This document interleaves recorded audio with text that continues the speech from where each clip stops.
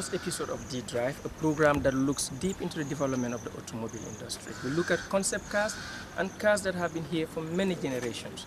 I'm here with my co-presenter, Abdullah Baji.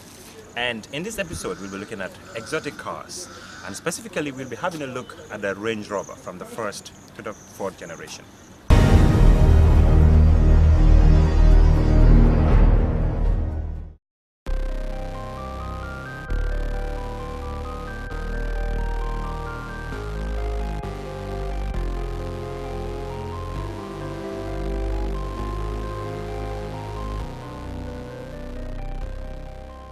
Land Rover is a car brand that specializes in four-wheel drive vehicles owned by British multinational car manufacturer Jaguar Land Rover, now owned by India's Tata Motors since 2008. The Land Rover name was originally used by the Rover company for the Land Rover series launched in 1948. It developed into a brand encompassing a range of four-wheel drive models, including the Defender Discovery Freelander Range Rover Sport, and Range Rover Evoque. Sales jumped a record high in 2009 with 194,000 vehicles worldwide. In 1972, the British Trans-America's expedition became the first vehicle-based expedition to traverse the Americas from north to south, including traversing the roadless Darien Gap. The specially modified Range Rovers used for this expedition are now on display in the British Motor Industry Heritage Trust Collection at Darien, Warwickshire. Between 1974 and 1987, Land Rover vehicles were only sold in the United States through the grey market. The Land Rover company began selling the Range Rover officially in the US on 16 March 1987. From that time until 1993, the US marketing was all in the name of Range Rover because it was the only model offered in the American market. In 1993, with the arrival of the Defender 110 and the imminent arrival of the Land Rover Discovery, the company's US sales were under the name Land Rover North America. In 2005, Land Rover launched another model under the Range Rover brand, the Range Rover Sport, which was based on the Land Rover Discovery platform, but the new Range Rover Sport has the latest Range Rover platform. And now the brand has again unveiled the all-new Range Rover Sport 2015-2016.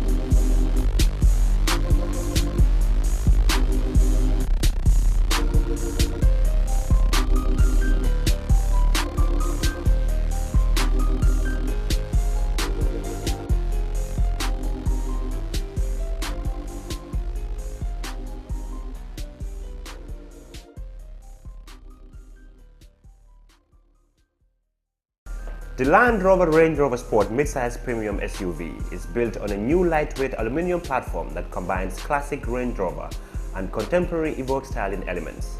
Reports suggest that the 5-seat luxury sport SUV will get a facelift for 2017. Trim levels available with corresponding powertrains are supercharged SE V6, turbocharged diesel TD6, supercharged HSE V6, turbocharged diesel HSE TD6, supercharged V8, supercharged dynamic V8, supercharged autobiography V8, and supercharged SVR V8. Since it's a Land Rover, the Range Rover Sport includes available all-terrain performance features, including an off-road crawl control feature and an automatic adjustable lowering air suspension, full-time four-wheel drive, is standard and can be switched into high or low range for optimal on or off-road performance. The Range Rover Sport is available with a new turbo diesel V6 motor that produces 254 horsepower. The EPA estimates that the Range Rover Sport with the turbo diesel engines average 22 mpg in city driving and 28 mpg on the highway. Other engine choices includes a supercharged 3-liter V6 that makes 240 horsepower and supercharged 5-liter V8 engines that can produce 550 horsepower. All engines are matched with an 8-speed automatic transmission. The interior of the Range Rover Sport is sophisticated simplicity with elegant front seats and less roomy rear seating. An optional third row is large enough for children. Standard features the base SE include mood lighting, rear view camera, rear park assist sensors, leather seating and steering wheel with brushed aluminum trim and an 8-speaker audio system.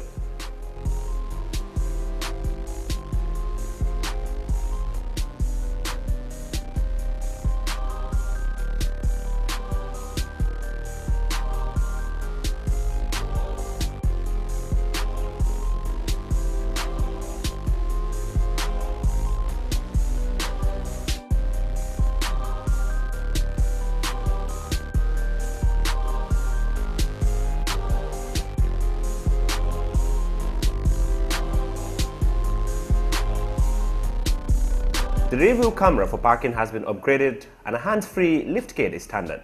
Available features include a choice of 3 contrast roof colors, panoramic tinted glass roof and privacy glass. Luxury climate comfort and visibility packages are available for the supercharged HSE. And other trims and include features such as adaptive highlights, blind spot monitoring, reverse traffic detection, plus heated and cooled seats. The all-new Range Rover Sport for 2016 sells at a whopping price of £68,700.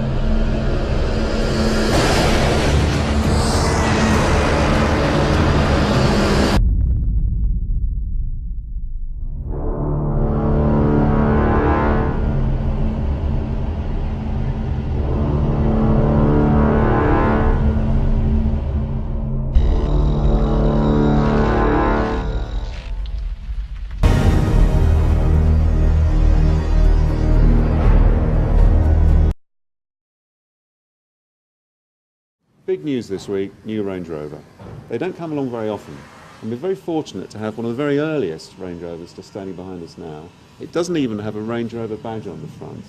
Now, Graham Hunt is going to tell us why. Why is that, Graham? Why no Range Rover badge? It's a pre-production prototype, and as such, Land Rover were using these cars on the public highway, but they didn't want anybody to know about their latest new model, which it was at the time, a brand new thought on design for a four-wheel drive off-road car. So they called them a Velar, which stands for two things potentially. It could be V8 Land Rover, or it's the Italian Velare, which means to cover or to veil, which is what they were actually doing with the car. They were running it undercover, as you like. Okay. And the inside of it is vinyl. It's very sparse, very utilitarian, classic design and classic shape.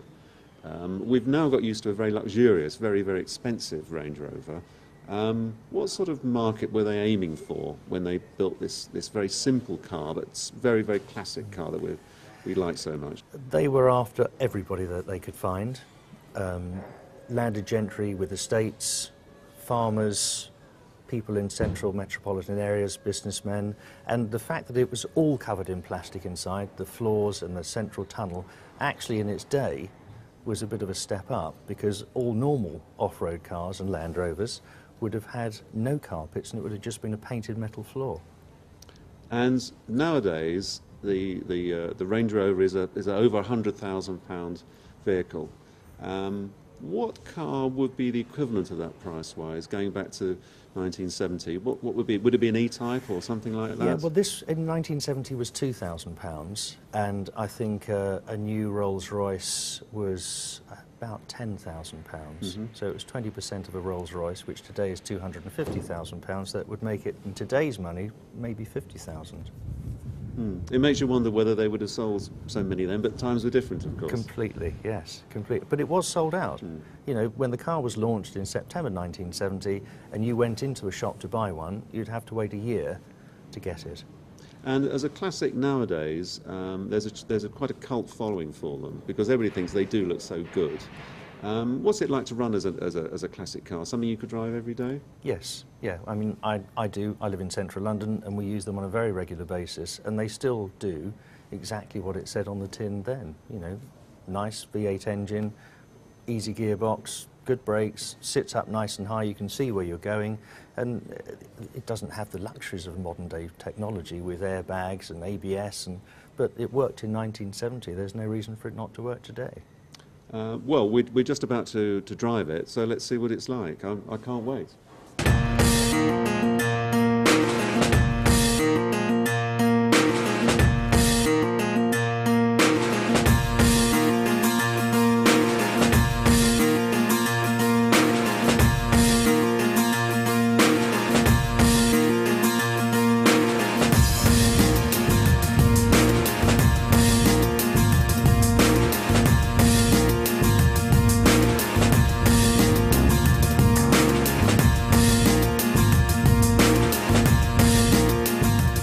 So we're now behind the wheel. I mean, it feels remarkably good condition, and it's quite extraordinary considering it's 40 years ago since this was built. What differences would this car have with one of the production cars that came out just a few months later? Probably remarkably few from the very early cars, but they did change the differentials on both axles for the production cars, because these ones are very slightly different. Probably, I'm not sure, but may well be made within the factory specifically for the job, as opposed to being productionized units. And of course all the cars were put together by hand, so that the panel fit is not that which you'd find on the production cars, which came through a little bit later. Of course, one of the great things about the Range Rover is the driving position, which I think it must be one of the first cars to have introduced that to the general world of motoring. I wonder what people thought at the time of driving a car that was so high up and has such good view. I think it was a revelation, because, as you say, you could see over hedgerows and see what's coming round the corner. And in London, you can see ahead of you and you can see which lanes are going to be clear and which aren't, so you can nip through the traffic really easily.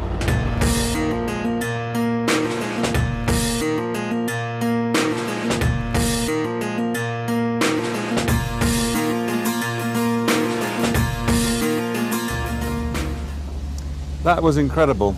40-year-old design, one of the world's iconic design images. Drives wonderfully.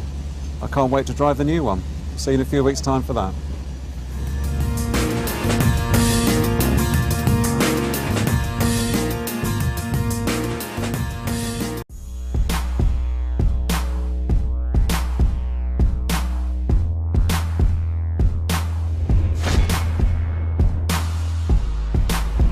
Since the early 1900s, the name Rolls-Royce has been the standard bearer of luxury, elegance, and style. Recently, they've given us a bold vision of the future with the Vision Next 100 concept car, the 103EX, a zero-emission, fully electric masterpiece. Its futuristic shape and partially encased wheels make the 103EX almost appear to float above the ground. At an imposing 19.4 feet in length, the 103EX is definitely designed to make a grand entrance. Hidden within the side of the wildly elongated front end is a spacious, retractable luggage compartment. The upward hinging panoramic roof design lets passengers practically walk into the car. On the inside, the 103EX is a luxury heaven on wheels. Its uncluttered, spacious opulence includes a silk-upholstered two-seat couch, exotic wood paneling, and the finest handcrafted silk carpet available. Autonomously driven, the 103EX has no steering wheel. Driving, as well as all other functions, are controlled by Eleanor, an ethereal concierge, which finally puts a name to the iconic Spirit of Ecstasy hood ornament. Operated by voice command, Eleanor gradually learns to anticipate its owner's favorite routes, stops, habits, and preferences. The Rolls-Royce 103EX demonstrates how technology will change the face of driving in the future.